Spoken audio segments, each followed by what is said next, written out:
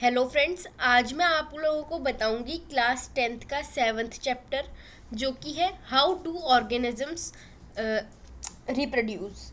तो इस चैप्टर में हमें ये बताया गया है कि ऑर्गेनिजम्स जो है वो कैसे रिप्रोड्यूस करते हैं। मतलब अपने न्यू बॉर्न्स को कैसे लाइफ मतलब इस वर्ल्ड में इंट्रोड्यूस करते हैं। तो जैसे कि आप लोगों ने पढ़ा था कि लाइफ प्रोसेस में जैसे कि न्यूट्रिशन, रेस्पिरेशन, एक्सक्रीशन, ये सब बातें होती हैं। तो वो लाइफ प्रोसेस के लिए इम्पॉर्टेंट था, पर रिप्रोडक्शन जो है वो लाइफ प्रोसेस के लिए एसेंशियल नहीं है। मतलब अगर आप रिप्रोड्यूस नहीं करोगे तो भी आप जिंदा रहोगे, मरोगे नहीं। तो इस चैप्टर में हमें बताया है कि एसेक्सुअल रिप्रोडक्शन कैसे होता है ऑर्गेनिजम्स में, और sexual reproduction in flowers and animals में भी बताया गया है। तो इसमें आपके ये जो इंट्रोडक्शन पार्ट था इसमें यही बताया है कि रिप्रोडक्शन इज़ नॉट नेसेसरी।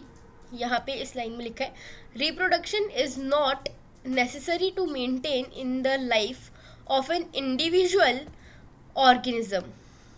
ठीक है, अनलाइक जैसे कि यहाँ लिखा है, हाँ, unlike the essential life process such as nutrition, respiration और एक्सक्रिएशन। तो यहाँ पे यही बताया है कि जो रिप्रोडक्शन है वो नेसेसरी नहीं है लाइफ के, मतलब एक इंडिविजुअल पर्सन के लिए या फिर ऑर्गेनिज्म के लिए, पर न्यूट्रिशन, रेस्पिरेशन और एक्सक्रीशन इम्पॉर्टेंट होता है।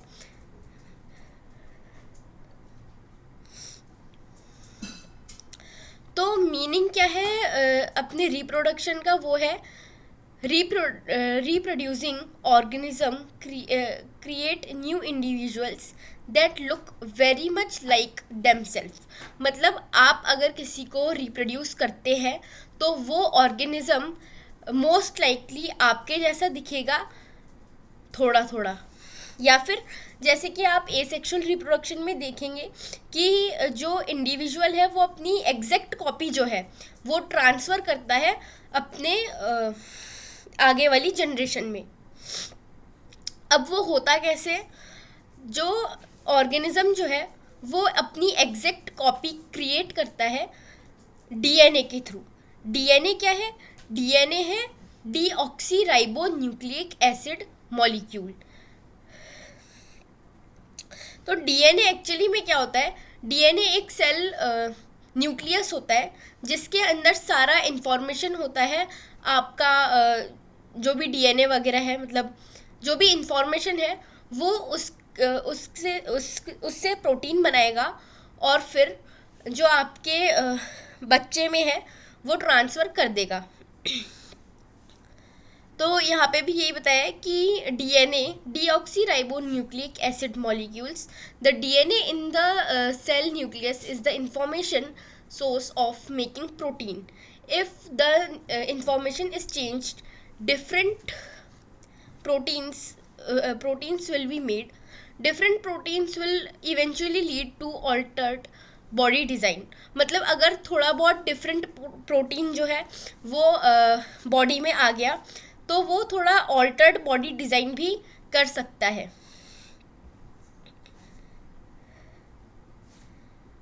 अब सेल जो है वो केमिकल रिएक्शन करती है ताकि वो डीएनए को रेप्लिकेट कर सके और भी उसकी कॉपीज़ को जो है, मतलब कॉपीज़ जनरेट कर सके। तो यहाँ पे यही बताया कि cell use chemical reaction to build copies of their DNA. This create two copies of the DNA in a two copies of DNA in a reproducing cell, and they will need to be separated from each other। तो मतलब जो DNA है वो अपनी copies को create भी करता है और टाइम आने पे सेपरेट भी कर देता है एक दूसरे को, ताकि वो रेप्लिकेशन जो है वो कंटिन्यू रहे।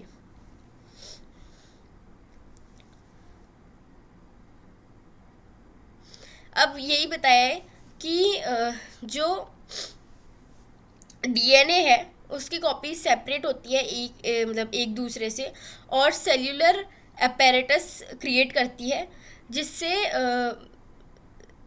सेल डिवीज़न जो है वो राइज होता है और टू सेल्स राइज हो जाती है, मतलब बन जाती है। तो यहाँ पे ये लिखा है, however keeping one copy of DNA in the original cell and the simply pushing the other one out would not work,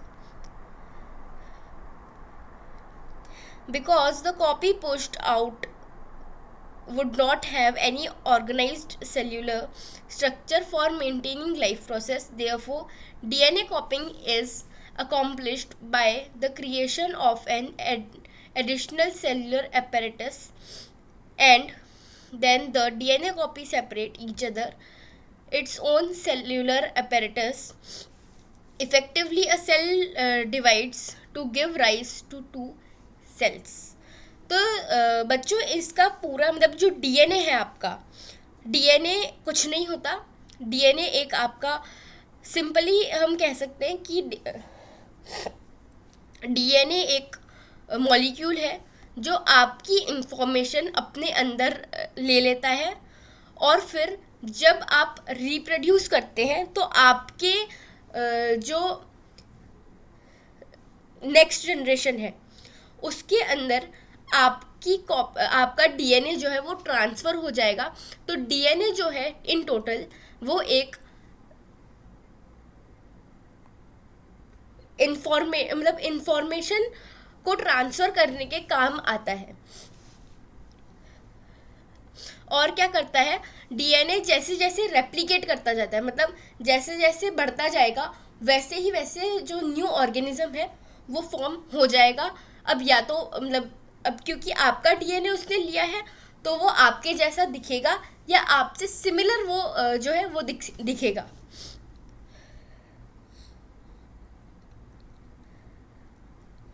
अब इसको हम अच्छे से पढ़ेंगे नेक्स्ट चैप्टर में, जो कि आपका हेरिडिटरी का है। वो चैप्टर भी काफ़ी अच्छा है, वहाँ पे जाके आपको ये बात और भी ज़्यादा अच्छे से मैं एक्सप्लेन करूँगी और बताऊँगी कि कैसे चीज़ें वर्क करती हैं।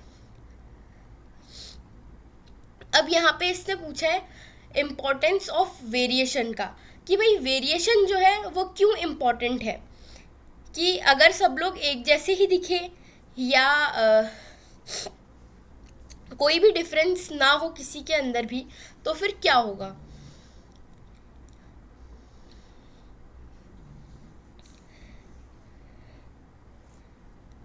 अब भाई रिप्रोडक्शन जो है वो लिंक्ड होता है स्टेबिलिटी के मतलब stability of population of the species के। तो जो वेरिएशन है वो आना ज़रूरी है with respect to the temperature, कि भाई हमारे अर्थ पे क्या टेम्परेचर है उसके अकॉर्डिंग अप एंड डाउन अगर चल रहा है एनवायरनमेंट, तो उस हिसाब से जो है वेरिएशन होना भी इम्पॉर्टेंट है। अब हर जगह क्या होता है कि आप देखेंगे कि अफ्रीका में लोग अलग थोड़े ज़्यादा काले देखने को मिलते हैं, क्योंकि वहाँ धूप बहुत ज़्यादा है। अगर वहाँ गोरे लोग होंगे तो वो सर्वाइव नहीं कर पाएंगे। वैसे ही जो आप बाकी स्पीशीज़ बर्ड्स में देखेंगे, बर्ड्स में अलग अलग जो है सेम ही बर्ड भी कभी कभी अलग दिखती है, क्योंकि मतलब वो काफ़ी टाइम से उनमें वेरिएशन आ जाता है। तो वही यहाँ पे बताया है कि टेम्परेचर जो है वो अप एंड डाउन होता है, उसके रिगार्डिंग हो सकता है, वाटर लेवल के रिगार्डिंग हो सकता है, मीटरॉइड हिट करते हैं तो भी हो सकता है। तो वेरिएशन जो है वो पर्टिकुलर निश्चय से जो है प्रोपोर्शनल में चलता रहता है। तो अगर वेरिएशन ना हो तो सर्वाइवल ऑफ द स्पीशीज़ नहीं हो पाएगा। तो वेरिएशन आना बहुत ज़्यादा इम्पॉर्टेंट है, ताकि जो सर्वाइवल ऑफ द स्पीशीज़ है वो ओवर द टाइम देखने को मिले। अब यहाँ पे क्वेश्चन दिए, what is the importance of DNA copying in in reproduction, और why is variation beneficial to the species but not necessary for an individual. तो पहले वाले का तो ये आंसर हो गया कि डीएनए जो है वो आपका जेनेटिक मटेरियल जो है वो नेक्स्ट जनरेशन में ट्रांसफ़र करता है, इसीलिए डीएनए कॉपिंग जो है वो इम्पॉर्टेंट है रिप्रोडक्शन में। और सेकंड जो क्वेश्चन है इसका आंसर है कि अगर वेरिएशन नहीं होंगे इन स्पीशीज़ में तो फिर सर्वाइवल ऑफ द स्पीशीज़ जो है ओवर द टाइम कम हो जाएगा या हो सकता है रहे ही नहीं। पर इंडिविजुअल के लिए इम्पॉर्टेंट नहीं होता। क्यों? क्योंकि ऐसा, अब मान लो आप खुद एक इंडिविजुअल है और आप तो सर्वाइव कर ही लेंगे क्योंकि अब आपकी बॉडी उस चीज़ के लिए इम्यून हो चुकी है। तो इसीलिए वेरिएशन जो है वो स्पीशीज़ के लिए बेनिफिशियल होता है, ना कि मतलब ज़रूरी नहीं है कि इंडिविजुअल के लिए भी हो। अब हमारे पास टॉपिक आया है modes of reproduction used by single organisms. Single organisms में मोड ऑफ रिप्रोडक्शन के बारे में हमें बताया है। यहाँ पे हम लोग को बताया है कि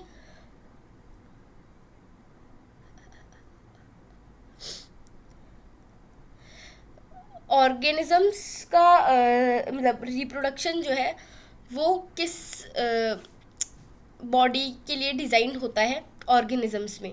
तो जैसे कि सबसे पहले हमें यहाँ पे फिजन के बारे में बताया है। तो ये यूनिसेलुलर ऑर्गेनिजम्स में होता है। यूनिसेलुलर मतलब एक सेल वाले, जैसे कि बैक्टीरिया हो गए, प्रोटोजोआ हो गए, या फिर अमीबा जो है वो हो गया।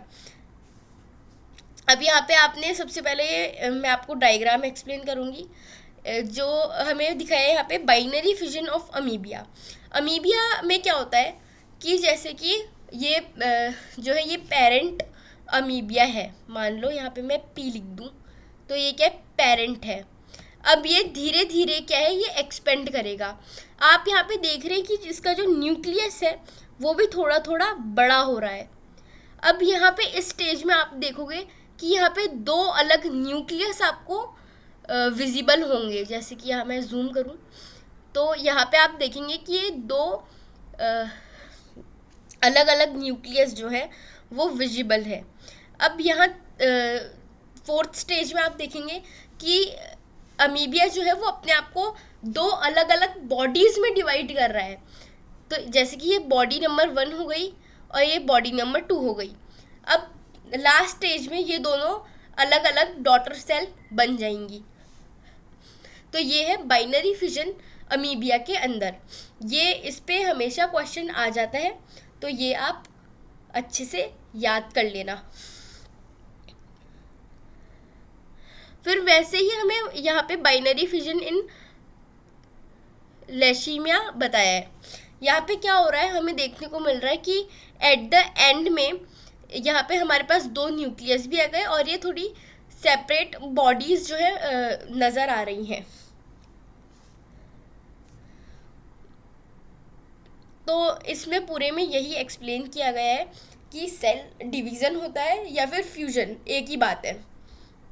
Creates leads to the creation of new individual.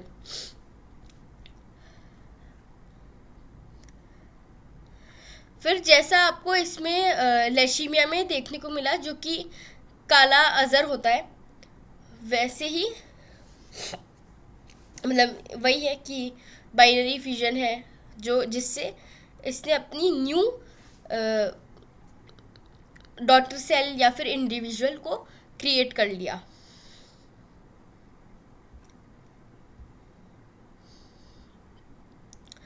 फिर हमें यहाँ पे सिंगल सेल ऑर्गेनिज्म के बारे में भी बताया है। जैसे कि जो मलेरिया का पैरासाइट होता है प्लाज्मोडियम, वो क्या करता है, वो बहुत सारा वो मल्टीपल फ्यूजन करता है। मतलब जैसे कि यहाँ पे डायग्राम दिया है आपको कि ये इतनी सारी इसने डॉटर सेल क्रिएट कर ली है। तो ये स्टिमुलसली जो है मल्टीपल फ्यूजन करता है, और सिंगल सेल ऑर्गेनिज्म होता है ये, और बहुत सारी डॉटर सेल जो है वो क्रिएट कर लेता है।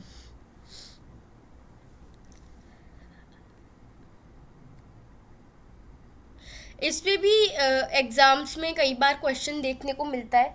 प्लाज्मोडियम का ये वाला जो डायग्राम है ये बनाने के लिए आ जाता है, तो इसका प्रैक्टिस कर लीजिएगा।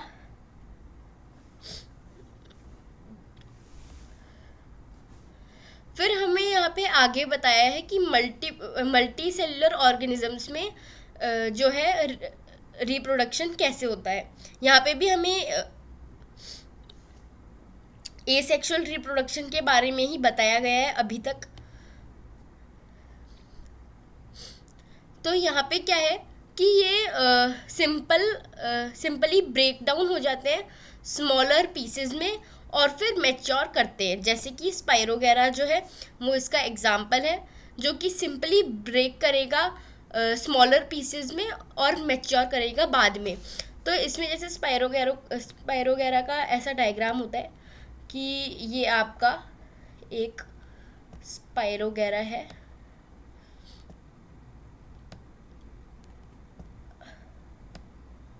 कुछ कुछ ऐसा नज़र आता है आपका स्पाइरोगेरा। अब ये जो है ये ऐसा बीच में से टूट के ऐसा यूँ दो पार्ट्स में बन जाएगा।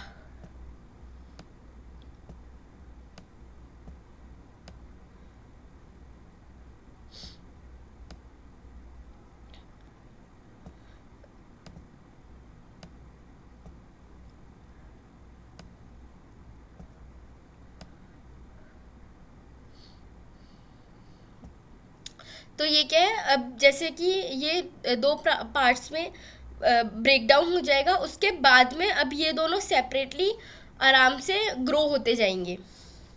इसका डायग्राम भी वैसे होना चाहिए, अभी नहीं है पर ठीक है। कुछ कुछ आपका स्पाइरोगेरा ऐसा ही दिखता है, ड्राइंग पे अभी मत जाना। और मतलब ऐसे ही इंडिविजुअली वो क्रिएट होता है और फिर उसके बाद में ग्रो करता है।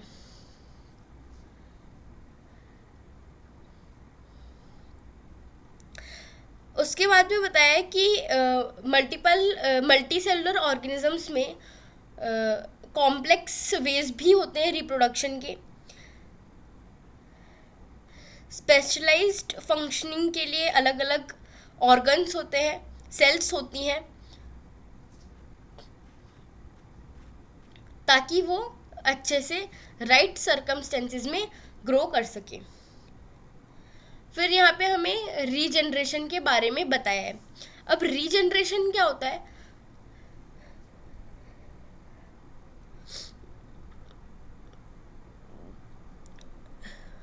अभी इसको मैं डायग्राम से बताती हूँ। यहाँ पे रीजनरेशन इन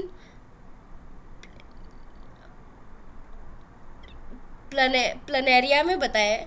तो जैसे कि ये ऑर्गेनिज्म था, इसके 3 पार्ट्स हुए। अब ये तीनों ही ग्रो करेंगे, जैसे कि आप यहाँ देख सकते हैं। जैसे कि ये था पहले सिंगल, इसको हमने 3 पीसेस में काट दिया। अब ये रीजनरेट कर रहे हैं, मतलब जैसे कि अपर पार्ट था तो इसमें नीचे बॉडी आ जाएगी, बीच वाला पार्ट था इसमें अपर और लोअर दोनों बॉडी आ जाएगी, और लोअर में अपर बॉडी आ जाएगी। इससे ये 3 न्यू ऑर्गेनिजम्स क्रिएट हो गए ऐसे अलग अलग।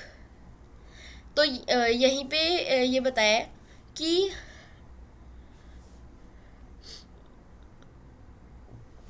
अगर हम किसी इंडिविजुअल को पीसेस में कट कर दें या तोड़ दें तो वो ग्रो कर जाएगा सेपरेटली इनटू न्यू इंडिविजुअल्स। जैसे कि इसका एग्जाम्पल ये तो है ही, साथ में हाइड्रा भी इसका एग्जाम्पल है। तो अब इनको आप कितने भी नंबरों में कट कर दो, ये वापस रीजनरेट कर जाएंगे और कंप्लीट न्यू ऑर्गेनिज्म फॉर्म हो जाएंगे। फिर यहाँ पे बडिंग बताई गई है। बडिंग में क्या होता है कि जैसे ये हाइड्रा है, अब ये क्या करेगा कि मान लो इसका ये एक बॉडी है, उसमें हमने कुछ काट दिया, मान लो यहाँ से हमने काट रखा है, तो अब यहाँ पे एक बड बन जाएगी। जैसे कि यहाँ पे बताया कि अब यहाँ पे एक बड बन गई इस टूटे हुए स्टेम से। अब ये बड जो है वो न्यू इसमें हाइड्रा में क्रिएट हो जाएगी इस तरीके से। तो यहाँ पे यही बताया कि organism such as hydra use regenerative cells for reproduction.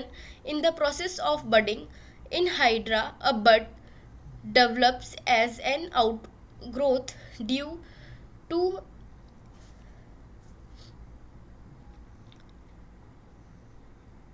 repaired cell division at one specific site. These buds develop into tiny individuals and then fully mature, detach from the parent body and become new independent individual. फिर हमें यहाँ पे vegetative propagation बताया है। अब vegetative propagation क्या होता है, ये हम जनरली आर्टिफिशियली मतलब क्रिएट किया गया है हम ह्यूमंस के द्वारा। इसमें क्या होता है कि हम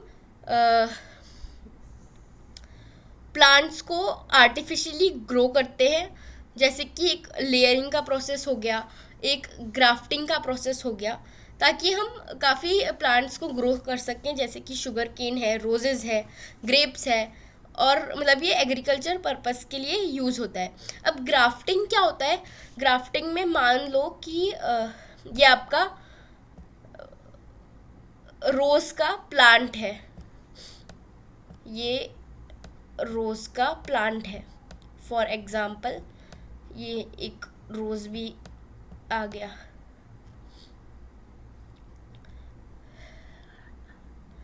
अब मान लो ये रेड रोज़ था, अब ये रेड रोज़ था, रेड रोज़, ठीक है। तो अब मैंने कहा कि मुझे रेड रोज़ नहीं चाहिए, अब मुझे इसमें कुछ चेंज करना है और मैं चाहती हूँ कि इसमें मल्टीपल टाइप्स के रोज़ मुझे देखने को मिले, या फिर इनका कुछ जैसे रेड से मुझे ऑरेंज कलर का रोज़ चाहिए। तो मैं क्या करूँगी कि जैसे कि यहाँ पे इसका जो स्टेम है वहाँ पे हल्का सा एक कट लगा दूँगी, मान लो मैं ऐसे कट लगा दूँ। अब इस कट में मैं एक वाइट कलर का रोज़ लेके आऊँ, वाइट कलर का रोज़ का स्टेम जो है मैं यहाँ पे लगा दूँ,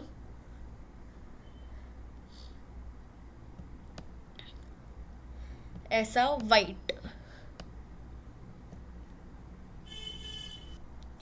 तो अब जब मैं यहाँ पे इसको मतलब इस कट में वाइट कलर का रोज़ का स्टेम ला के लगा दूँ और इसको टाई कर दूँ किसी रोप से, मान लो मैंने इसको बांध दिया अच्छे से टाइटली, है ना, रोप की हेल्प से,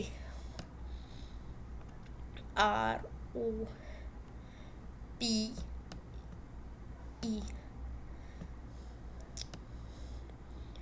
तो मान लो मैंने रोप की हेल्प से इसको टाई कर दिया। अब थोड़े टाइम बाद में मेरे को देखने को मिलेगा कि या तो इसमें हाई वेरिएशन आ गया और मुझे ऑरेंज कलर का रोज़ देखने को मिल रहा है, या फिर अब इस प्लांट में दोनों ही टाइप के रोज़ आएंगे, वाइट भी आ सकता है और रेड भी आ सकता है।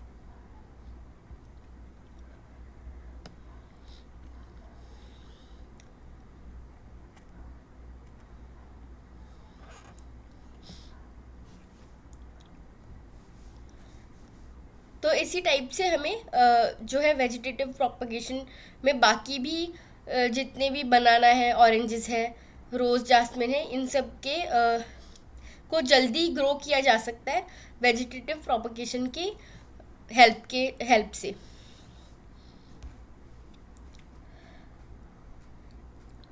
फिर हमें यहाँ पे दिखाया है कि लीफ ऑफ ब्रायोफाइलिज्म विद बड्स, यहाँ पे हमें दिखाया कि इसकी मतलब लीव्स के कॉर्नर पे जो है बड्स नज़र आ रही हैं। फिर है स्पोर फॉर्मेशन। अब स्पोर फॉर्मेशन क्या है? मल्टी सेलुलर ऑर्गेनिज्म तो है, पर आप देखेंगे कि स्पोर फॉर्मेशन जैसे इसमें राइजोपस के बारे में बताया, ये जो स्पोर्स है ये आपको फंगस होती है ना, फंगस जो आपको ब्रेड पे देखने को मिलती है। आप ब्रेड कई बार मॉइस्ट एनवायरनमेंट में रख देंगे तो उस पर क्या है, फंगस आ जाती है। फंगस कुछ नहीं है, फंगस सिर्फ स्पोर फॉर्मेशन है। वो एक कॉलोनी बना लेती है रिप्रोड्यूस कर करके और कुछ इस टाइप से हमें वो देखने को मिलती है। और जैसे कि ये राइजोपस का स्पोर फॉर्मेशन हुआ, यही जो स्पोर्स है, यही स्पोर्स आपके ब्रेड वगैरह पे देखने को मिलेगी जब आप उसको कोई मॉइस्ट सरफेस, जैसे कि मैंने बताया मॉइस्ट एनवायरनमेंट में रख दें तो आप ग्रो कर सकते हैं।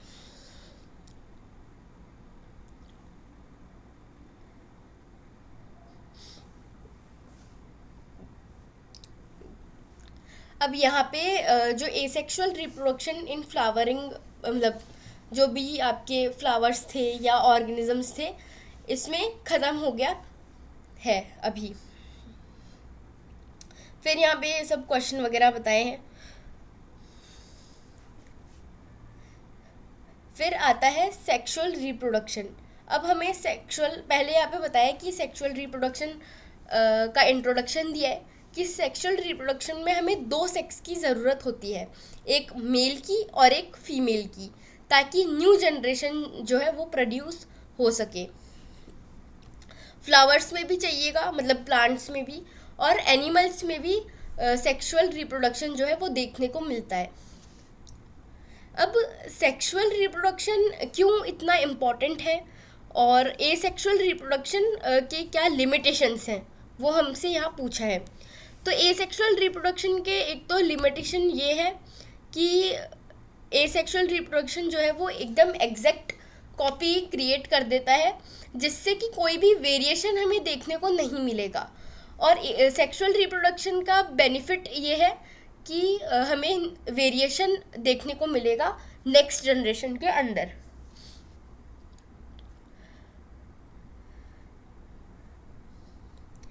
तो यहाँ पे यही इसने पूछा है कि why the sexual mode of reproduction होता है। तो वही है यहाँ पे। अब हाँ, यहाँ पे आता है आपका डीएनए का असली मतलब जो फंक्शनिंग है, यहाँ पे अच्छे से समझने को देखने को मिलेगी। तो डीएनए कॉपिंग मैकेनिज्म जो है वो काफ़ी ज़्यादा हेल्प करता है वेरिएशंस क्रिएट करने में।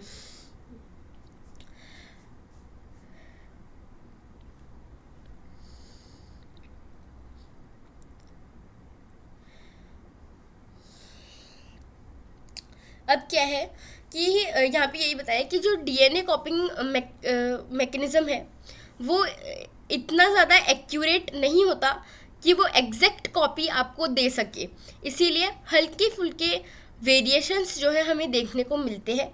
जैसे कि आप देखेंगे कि आप अपने पेरेंट्स से थोड़े बहुत अलग दिखते हैं, या फिर अगर आपका कोई कज़न है वो आपसे सिमिलर तो दिखता है पर एग्जैक्टली आप जैसा नहीं दिखता, उसकी आवाज़ अलग है या फिर वो दिखने में भी थोड़ा बहुत अलग है, पर आप ये आइडेंटिफाई उसको देख के कर सकते हो कि हाँ ये मेरी ही फैमिली का कोई मेंबर है।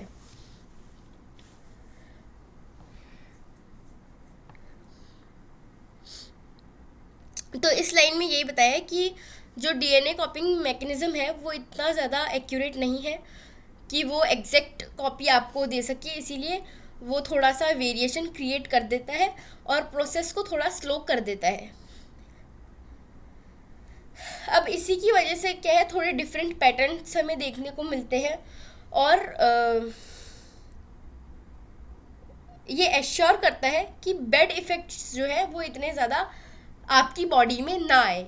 जैसे कि आप देखते हैं कि कई बार क्या होता है कि आपकी मदर को कोई डिसऑर्डर है, मान लो हाई बीपी की प्रॉब्लम है या डायबिटीज़ है, पर आपको नहीं है।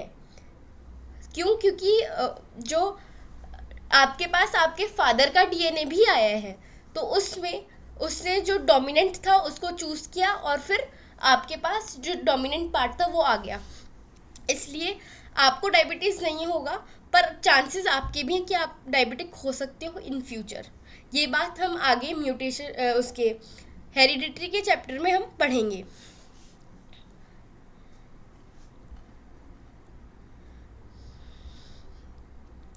तो यहाँ पे ये सब डीएनए के बारे में बताया है कि जो न्यू जनरेशन है वो डीएनए मतलब कैसे उसको जनरेट करता है, प्री एग्जिस्टिंग इंडिविजुअल से लेता है, न्यू जनरेशन में जनरेट करता है, और फिर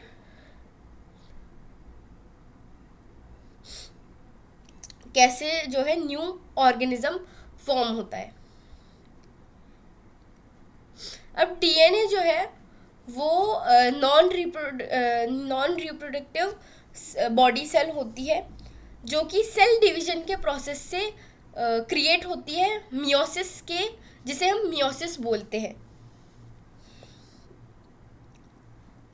अब क्या है, जर्म सेल जो है वो दोनों इंडिविजुअल से आता है ड्यूरिंग सेक्सुअल रिप्रोडक्शन, और फिर जो न्यू इंडिविजुअल है वो फॉर्म होता है। यहाँ पे यही बताया कि अब इसमें ये भी बताया कि one germ cell is larger and contain the food store while the other is smaller and likely to be motile. The motile germ cell is called the male gamete, and the germ cell containing the stored food is called the female gamete.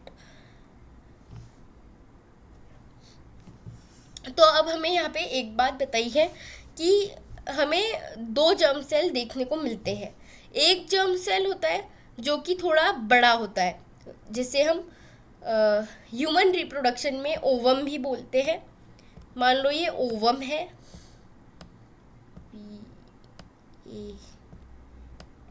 Ovum, ये मैं अभी आपको human reproduction के उसमें बता रही हूँ। तो जैसे कि ये ओवम है, ये बड़ा होगा साइज में और इसमें ज़्यादा न्यूट्रिटिव वैल्यू होगी, ताकि जो क्योंकि ये फूड स्टोर करता है और आगे चल के यही जो है जाइगोट फॉर्म करेगा और प्रेगनेंसी एस्टेब्लिश करता है।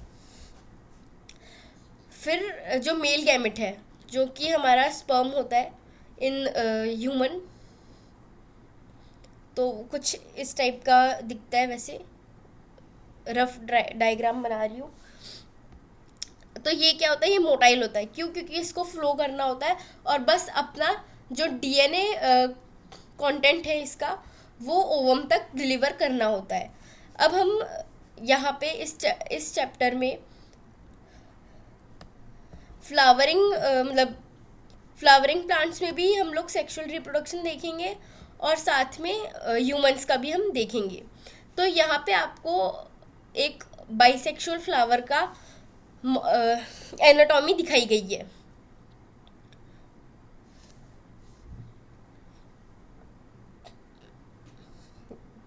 अब क्या होता है कि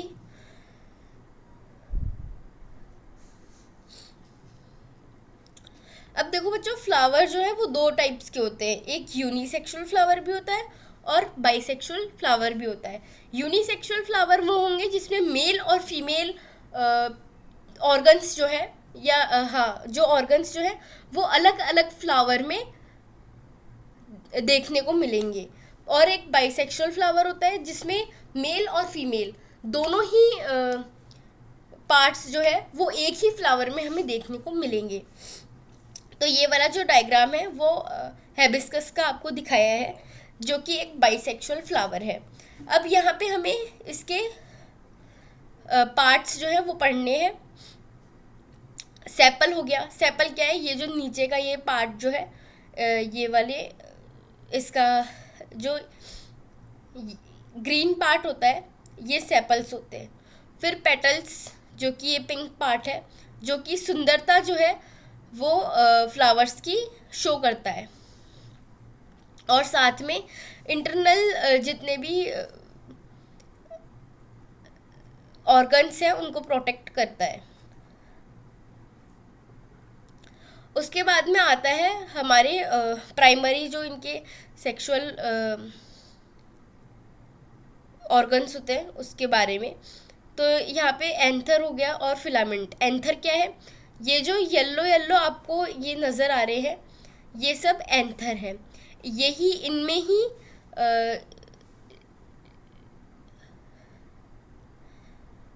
जो है मेल गैमेट प्रेजेंट होता है। और ये जो फिलामेंट है वो इनका मतलब स्टिक है जो कि नीचे से जुड़ी हुई होती है ऊपर तक। इन दोनों को कंबाइनली स्टेमिन बोलते हैं। अब फीमेल में 3 पार्ट होते हैं, एक स्टिग्मा, स्टाइल और ओवरी। स्टिग्मा ये वाला पार्ट है मोटा वाला, स्टाइल जो है ये ट्यूब का नाम है, और ओवरी जो है वो मतलब ये जो अंदर है ये ओवरी है। इन तीनों को एक साथ हम पिस्टल बोलते हैं। तो फीमेल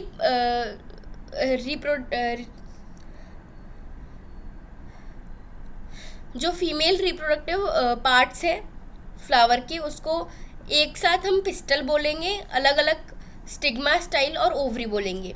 इसी के साथ जो मेल हमारा रिप्रोडक्टिव पार्ट है उसको हम कंबाइंडली स्टेमिन बोलेंगे और अलग अलग एंथर और फिलामेंट बोलेंगे। अब स्टेमिन क्या है यहाँ पे जैसे कि बताया, stamen is the male reproductive part, produces pollen grain that are yellowish in color। फिर हमें यहाँ पे बताया पिस्टल के बारे में। Pistil is present in the centre of a flower and is the female reproductive part. It is made of 3 parts। The solen bottom part is the ovary, middle elongated part is the style, and the terminal part which may be sticky is the stigma। तो जैसे कि मैंने बताया ये stigma है, ये थोड़ा बहुत स्टिकी भी होता है ताकि पॉलन ग्रेन्स जो है वो इस पर स्टिक हो जाए। उसके बाद में स्टाइल मैंने आपको बताया कि ये जो ट्यूब है इसको स्टाइल बोलेंगे। और फिर एट द एंड ओवरी आ जाएगी जिसमें ओव्यूल प्रेजेंट होते हैं। तो अभी यहाँ पे बताया हमें कि the male germ cell produced by pollen grain fuses with the female gamete present in the ovule. This fusion of the germ cell or fertilization give us the zygote which is capable of growing new plant। तो अभी मैंने बताया कि जो mail germ cell है वो produce होता है पॉलन ग्रेन के अंदर। अब पॉलन ग्रेन जो है वो अंदर जाएगा फीमेल के पार्ट में, और वहाँ पे जो ओव्यूल प्रेजेंट है उनके साथ जाके फ्यूज़ होगा। जैसे ही वो फ्यूज़ होगा वैसे ही फर्टिलाइजेशन जो है वो एस्टेब्लिश हो जाएगी और जाइगोट फॉर्मेशन हो जाएगा। अब जाइगोट जो है वो कैपेबल होता है न्यू इंडिविजुअल फॉर्म करने के, मतलब जो जाइगोट है वही ग्रो होता है न्यू इंडिविजुअल के अंदर। अब ये जो डायग्राम है यहाँ पे मैं आपको एक्सप्लेन कर देती हूँ कि ये पॉलन ग्रेन जो था वो आया, पॉलन ग्रेन अंदर जाएगा और पॉलन ट्यूब फॉर्म करेगा। अब पॉलन ट्यूब जो है वो अंदर जाएगी और मतलब पॉलन ट्यूब के थ्रू मेल गैमेट जो है वो अंदर ओव्यूल तक जाएगा। वहाँ पे फीमेल जर्म सेल जो है वो प्रेजेंट होंगे, उसके साथ गैमीट फॉर्मेशन करेगा और ग्रो करके न्यू प्लांट फॉर्म कर देगा।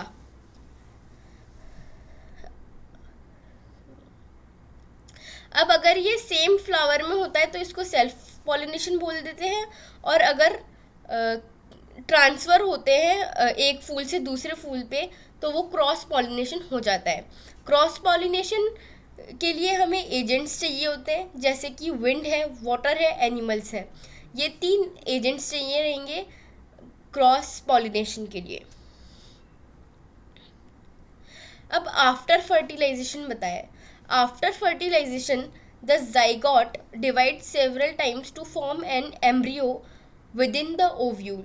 The ovule develops a tough coat and is gradually converted into a seed.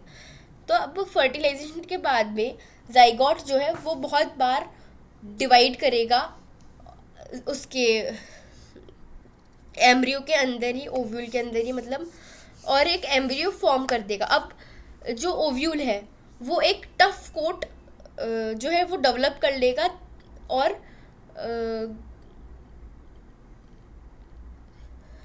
Gradually जो है वो सीड में फॉर्म हो जाएगा। अब जैसे आप सीड देखते हैं किसी भी फ्रूट का, आप सीड देखेंगे उसकी कितनी ऊपर की कोटिंग कितनी ज़्यादा टफ होती है, उसको कोई भी तोड़ नहीं सकता इजीली, ताकि अंदर जो एम्ब्रियो है वो सेफ रहे, उसके लिए ये टफ कोट जो है वो डेवलप हो जाती है। अब यहाँ पे बताया meanwhile the pistol स्टेमन stigma style and में फॉल ऑफ, मतलब ये सब झड़ जाएंगे। अब यहाँ पे बताया कि the seed contains the future plant और embryo which develops into a seedling under appropriate conditions. This process is called germination. अब भाई सीड जो है वो हमारे पास सीड आ गया, मान लो आपने मैंगो खाया और उसकी गुठली जो है वो उसमें ज़मीन में दबा दी और उसको फेवरेबल कंडीशंस दे दी, तो अब क्या होगा, वो ग्रो कर जाएगा और इसी प्रोसेस को जो है जर्मिनेशन हम बोलेंगे। जैसे कि यहाँ पे बताया कि जर्मिनेशन का ये सीड था, उसको हमने फेवरेबल कंडीशन वगैरह दी तो ये ग्रो करके इसने एक रेडिकल शूट मतलब क्रिएट कर लिया और ये ग्रो हो जाएगा।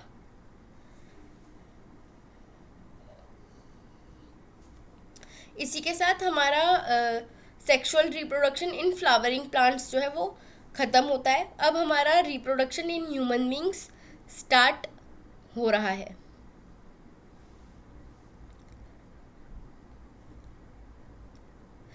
तो ह्यूमन बींग्स के रिप्रोडक्शन में इसने थोड़ा इंट्रोडक्शन दिया है कि आपके टीनेज में बॉडी की डेवलपमेंट कैसी होती है, क्या क्या चेंजेस हमें देखने को मिलते हैं मेल्स में, फीमेल्स में, और कौन से कॉमन चेंजेस होते हैं और कौन से डिफरेंट चेंजेस भी देखने को मिलते हैं।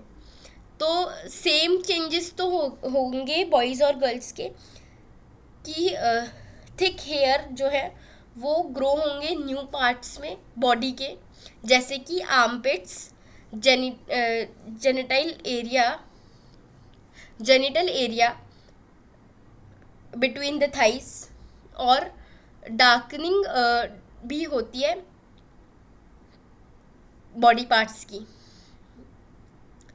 और क्या है, thin hair also appear on legs and arms as well as face. तो ये तीन जो है, और मतलब सॉरी, और स्किन जो है वो फ्रीक्वेंटली ऑयली भी होगी और पिंपल भी डेवलप हो सकते हैं। तो ये चार जो है वो कॉमन चेंजेस बताए हैं बॉयज़ और गर्ल्स में। पहला तो ये है कि थिक हेयर जो है वो देखने को मिलेंगे new parts of the body में, जैसे कि आर्मपिट है और जेनिटल एरिया है बिटवीन द थाइज। उसके अलावा डार्कनिंग ऑफ स्किन भी हो सकती है। थिन हेयर जो है वो अपीयर करेंगे लेग्स पे, आर्म्स पे और फेस पे। साथ में स्किन जो है वो फ्रीक्वेंटली ऑयली होगी और पिंपल्स ग्रो हो सकते हैं। उसके बाद में हमें यहाँ पे डिफरेंस बताया है बॉयज़ और गर्ल्स के डेवलपमेंट में। गर्ल्स में बताया है कि ब्रेस्ट साइज जो है वो इंक्रीज होगा और darkening of the skin nipple areas के आसपास जो है डार्कनिंग ऑफ द स्किन भी देखने को मिलेगी, मतलब टिप ऑफ द ब्रेस्ट पे डार्कनिंग देखने को मिलेगी। गर्ल्स जो है वो मेंस्ट्रुएट करने लगेंगी इसी टाइम के आसपास, मतलब 10 to 12 की एज जो है वो उस टाइम तक गर्ल्स जो है वो मेंस्ट्रुएट करने लग जाती है। उसके बाद में बॉयज़ में बताया है, बॉयज़ में चेंजेस बताए हैं कि एक तो थिक हेयर जो है फेस पे देखने को मिलेंगे, मतलब जो दाढ़ी मूंछ है, बियर्ड है, वो देखने को मिलेगी। साथ में वॉइस जो है वो क्रैक होने लगेंगी, मतलब भारी होने लगेंगी।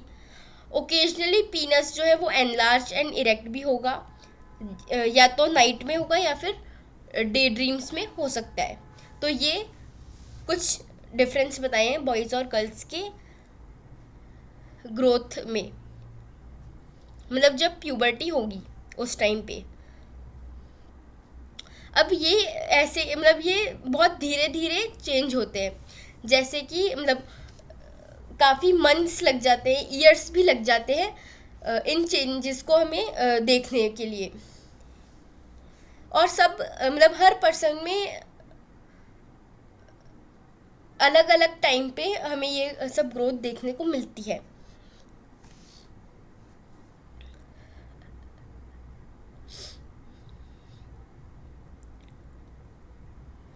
अब जैसे कि मैंने आप लोगों को बताया था कि जो मल्टी सेलुलर बॉडीज़ होती है उनको एक स्पेशलाइज्ड फीचर्स चाहिए होते हैं ताकि फंक्शंस करने के लिए अलग अलग ऑर्गन्स चाहिए होते हैं ताकि वो अच्छे से डेवलपमेंट कर सकें। हर चीज़ का अपना स्पेशलाइज्ड टिश्यू होता है उसी पर्पस के लिए, और ताकि जो है वो ग्रोथ मतलब अच्छे से कोई भी इंडिविजुअल ग्रो कर सके उसके लिए होगा।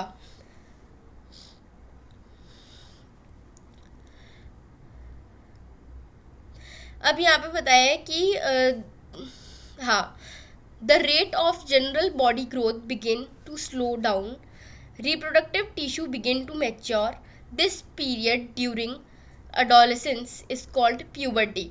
तो अब जब आप 10 या 12 इयर्स की एज में पहुंच जाते हैं तो अब क्या होता है कि जो जनरल बॉडी की ग्रोथ है वो स्लो डाउन हो जाएगी, और रिप्रोडक्टिव टिश्यूज़ की जो ग्रोथ है वो मैच्योर होने लगेंगे, और इसी टाइम को हम अडोलेसेंस बोलते हैं, और अडोलेसेंस को ही प्यूबर्टी हम बोलते हैं।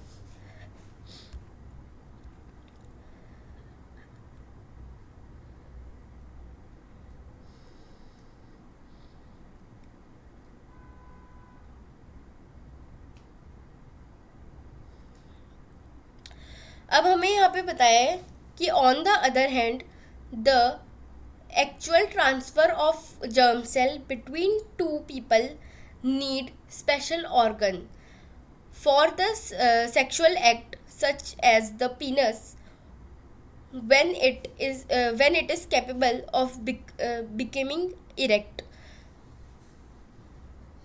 तो अब हमें यहाँ पे बताया कि जर्म सेल के ट्रांसफ़र के लिए, एक्चुअल ट्रांसफ़र के लिए हमें एक स्पेशलाइज ऑर्गन चाहिए होता है सेक्सुअल एक्ट के लिए, और वो ऑर्गन जो है वो पीनस होता है। पीनस जो है जब कैपेबल हो जाता है इरेक्ट होने के, तो उस टाइम मतलब उस टाइम पे बॉडी जो है वो इतनी मैच्योर हो जाती है कि आप गैमेट जो है वो ट्रांसफ़र कर सकते हैं फीमेल बॉडी के अंदर। तो अब यहाँ पे हमें बताया कि in mammals such as humans the baby is carried in the mother's body for a long period and will be breastfeed later. The female reproductive organ and breast will need to mature to accommodate these possibilities, और मतलब इसी process को sexual reproduction बोलते हैं। तो अब यहाँ पे हमें बताया है कि जैसे कि मैमल्स हैं, ह्यूमंस हैं, इनमें क्या होता है कि बेबी जो है वो मदर की बॉडी में कैरी होता है बहुत ही लॉन्ग पीरियड ऑफ टाइम के लिए, मतलब 9 मंथ्स के लिए कैरी होता है ह्यूमंस के अंदर, और उसके बाद में ब्रेस्ट फीडिंग कराई जाती है। ब्रेस्ट फीडिंग के लिए ब्रेस्ट का मैच्योर होना बहुत ज़्यादा इम्पॉर्टेंट होता है ताकि वो जो है सभी पॉसिबिलिटीज़ को अकोमोडेट कर ले। जब हमारी बॉडी सेक्सुअली मतलब रिप्रोड्यूस करने के लिए कैपेबल होती है तो इसी सब प्रोसेस को हम सेक्सुअल रिप्रोडक्शन बोलते हैं। अब हमें यहाँ पे जो है रिप्रोडक्टिव सिस्टम्स के बारे में बताया है ह्यूमंस के। पहला है मेल रिप्रोडक्टिव सिस्टम। डायग्राम में आपको सबसे पहले एक्सप्लेन कर देती हूँ। सबसे पहले हमें जो है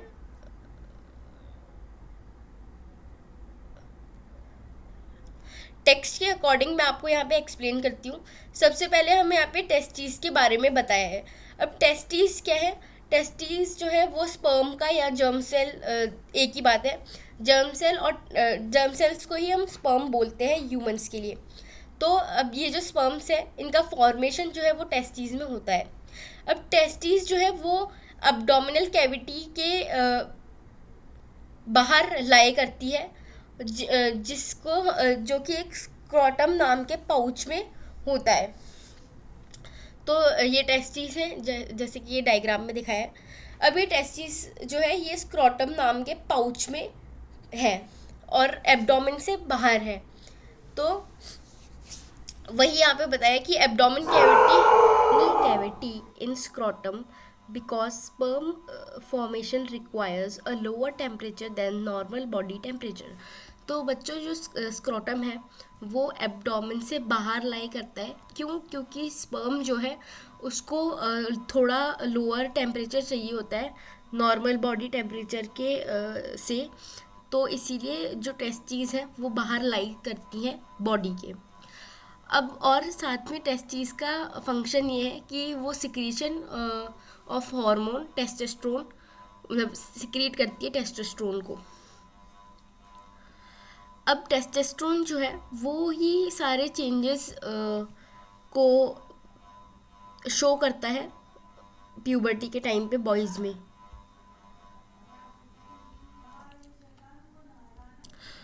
अब स्पर्म फॉर्मेशन के बाद में स्पर्म्स जो है वो वासा डिफरेंस के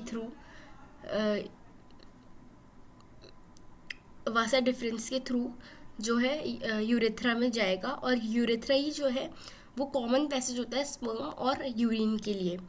तो यहाँ पे यही बताया है कि the sperm formed are delivered through the vasa deferens which unites with a tube coming from the urinary bladder. The urethra thus form a common passage for both the sperm and urine। अब क्या वासा difference के साथ में कुछ glands जो है वो located होती हैं, जैसे कि प्रोस्टेट ग्लैंड और सेमिनल वेसिकल। ये कुछ सिक्रीशंस को ऐड कर देती है ताकि स्पर्म जो है वो फ्लूइड हो जाए और इजीली ट्रांसफ़र हो जाए। साथ ही साथ न्यूट्रिशन भी प्रोवाइड करती है ताकि स्पर्म जो है वो 2 to 3 days ज़िंदा रह सके। तो यहाँ पे यही बताया कि वासा डिफरेंस के बाद में glands like prostate and seminal vesicle add their secretion so that the sperm are now in a fluid which makes their transport easier, and this fluid also provide nutrition. The sperms are tiny body that consist the mainly genetic material and a longer tail that help them. Tiny bodies that consist of mainly genetic material and a long tail that help them to move towards the female germ cell। तो ये था हमारा male reproductive system. अब आता है female reproductive system. Female reproductive system में हमारे पास एक तो फिलोपियन ट्यूब होती है जिसे ओविडक्ट भी बोलते हैं, एक ही बात है, ओविडक्ट बोल लो या फिलोपियन ट्यूब बोल लो। ओवरी होती है, यूट्रस होता है, सर्विक्स है और विजाइना है। ये 5 ऑर्गन्स जो है हमारा मिलके फीमेल रिप्रोडक्टिव सिस्टम बनाता है। अब ओवरीज जो है, ओवरीज के अंदर जर्म सेल्स या फिर एग्स जो है वो प्रेजेंट होते हैं, और साथ में ओवरीज है जो है वही कुछ हॉर्मोन्स को के प्रोडक्शन में हेल्प करती हैं।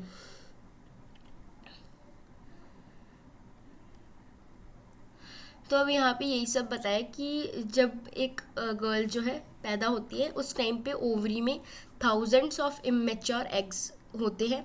प्यूबर्टी के टाइम पे वो मैच्योर जो एग्स हैं वो मैच्योर होना स्टार्ट हो जाते हैं, और हर महीने एक एग जो है वो वो ओवरी से यूट्रस में जाता है। कैसे जाएगा? ओवरी से पहले वो फिलोपियन ट्यूब में जाएगा, फिर फिलोपियन ट्यूब जो है वो उसको यूट्रस तक लेके जाती है। अब यहाँ पे यही बताया कि जो ओविडक्ट्स है वो एक इलास्टिक बैग लाइक स्ट्रक्चर में जाती है जिसे हम यूट्रस बोलते हैं। यूट्रस जो है वो विजाइना में ओपन होता है सर्विक्स के थ्रू। मतलब सर्विक्स जो है वो गेट है विजाइना और यूट्रस के बीच का। अब यहाँ पे बताया है कि जब स्पर्म जो है वो विजाइनल पैसेज में एंटर हुआ ड्यूरिंग सेक्सुअल इंटरकोर्स, तो क्या होगा कि जो स्पर्म है वो अब जाएगा सर्विक्स के थ्रू अपने यूट्रस में, और यूट्रस में जो है वो ओवम प्रेजेंट है। अब इन दोनों का जो है एनकाउंटर होगा, और फिर वो मतलब फर्टिलाइजेशन का प्रोसेस जो है वो स्टार्ट हो जाएगा। जैसे ही एग फर्टिलाइज होगा वो जाइगोट बन जाएगा। अब जाइगोट जो है वही सेल डिवीज़न कर करके एम्ब्रियो में क्रिएट हो जाता है। अब एम्ब्रियो जो है वो यूट्रस की वॉल पे जाके अटैच हो जाता है, और फिर वहीं पे उसका डेवलपमेंट होता है और वो फीटस बन जाता है। तो यहाँ पे यही बताया, the sperm enter through the vaginal passage during sexual intercourse, they travel upward and reach the oviduct where they may encounter the egg. The fertilised egg जो कि जाइगोट है start developing and form a ball of cell or embryo. The embryo is implanted in the lining of the uterus where they continue to grow and develop organs to become fetus.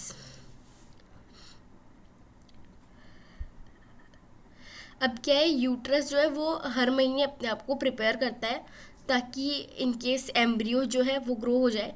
तो उसके लिए जो uterus है वो अपनी एक lining बना लेता है, बहुत थिक लाइनिंग बनाता है, जिसमें मतलब उसमें जो ब्लड होता है वो काफ़ी ज़्यादा रिच सप्लाई होता है उसमें नरिशमेंट की, ताकि जो एम्ब्रियो है वो ग्रो कर सके।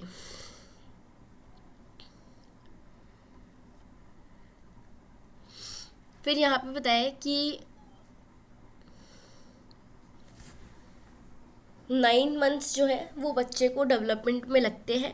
साथ में जो मदर और चाइल्ड का जो ब्लड है वो कभी भी एक दूसरे से मिक्स नहीं होता। क्यों नहीं होता? क्योंकि बीच में एक वॉल होती है, उस वॉल का नाम प्लेसेंटा होता है। जैसे कि अगर मैं आपको ड्रॉ करके बताऊं, तो मान लो ये बच्चा है, ये एक ऐसा यूं प्लेसेंटा बीच में क्रिएट होता है। यही प्लेसेंटा जो है ये पूरा न्यूट्रिशन जो है वो आगे चल के बच्चे को देता है और ग्रो कराने में हेल्प करता है। ये वॉल होती है जिससे मदर का ब्लड जो है वो मिक्स ना हो और बच्चा अलग ही रहे।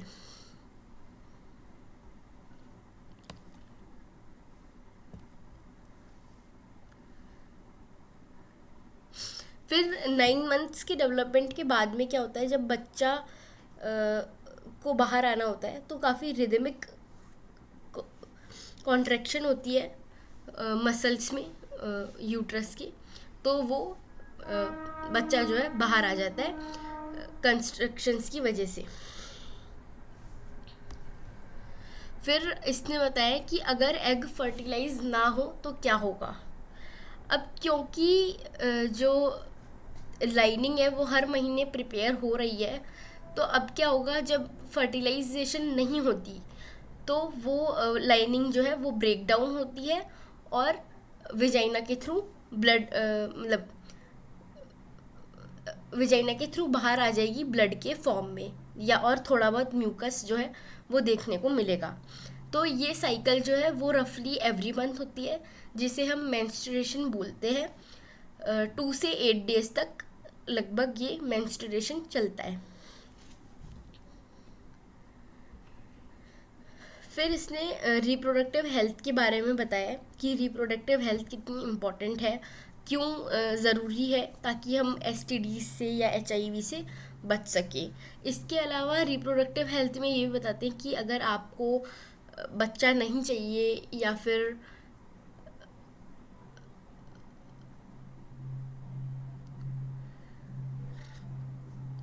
तो आप कौन कौन से एक्शंस कर सकते हैं, यूज में ले सकते हैं। तो अब क्या है, सेक्सुअल एक्ट में इसने कहा है कि जो सेक्सुअल एक्ट होता है उसमें पोटेंशियल होता है प्रेगनेंसी तक लीड करने का। अब प्रेगनेंसी क्या होता है, तो प्रेगनेंसी क्या है, प्रेगनेंसी बहुत मेजर डिमांड करती है बॉडी से भी और माइंड से भी एक वुमेन के।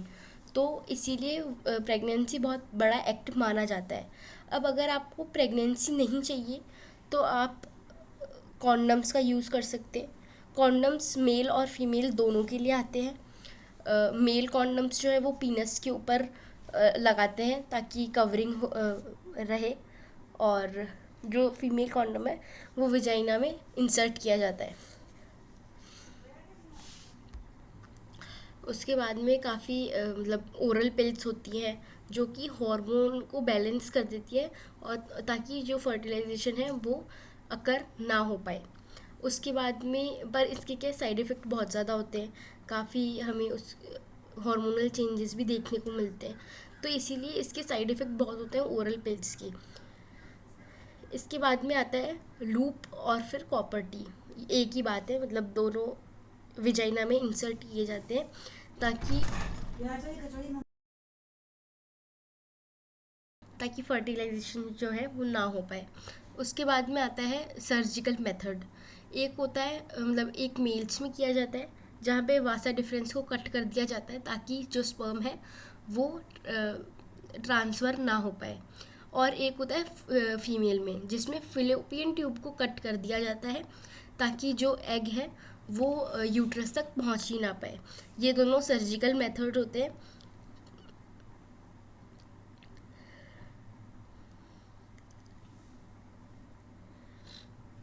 अब यहाँ पे हमें एक बताया कि जो सेक्स डिटर्मिनेशन होता है वो प्रोहिबिटेड है लॉ के बाय लॉ। क्यों? क्योंकि लोग क्या करते हैं कि फीमेल फिटिसाइड को मतलब ऐसा चेकिंग करा करके फीमेल फिटिसाइड को अबॉर्ट कर देते हैं, जिसकी वजह से जो चाइल्ड सेक्स रेशियो है वो काफ़ी ज़्यादा डिक्रीज़ होता जा रहा था फीमेल्स के अंदर।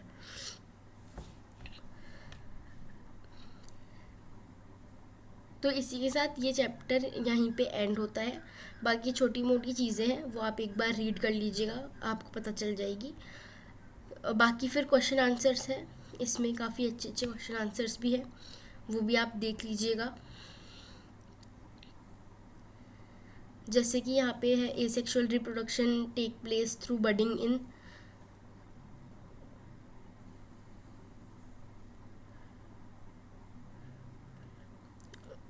इसमें क्वेश्चन बताया है जैसे कि बडिंग का तो उसमें हो रहा था हाइड्रा में, हाइड्रा के अलावा लक्ष्मीना में भी हो रहा था। उसके अलावा इसने पूछा है कि not a part of female reproductive system, तो जो वासा डिफरेंस है वो मेल रिप्रोडक्टिव ऑर्गन है। फिर द एंथर कंटेन, एंथर के अंदर क्या होता है, पॉलन ग्रेन्स होता है। तो ये इसमें मैंने आपको कुछ क्वेश्चन वगैरह बता दिए हैं। तो इसी के साथ बाकी क्वेश्चन आंसर्स के लिए आप टेलीग्राम चैनल ज्वाइन कर लीजिएगा, उसका लिंक आपको डिस्क्रिप्शन में मिल जाएगा, और सब नोट्स वगैरह भी आपको मिल जाएंगे। इसी के साथ अब हम मिलेंगे नेक्स्ट वीडियो में। Thank you and bye bye.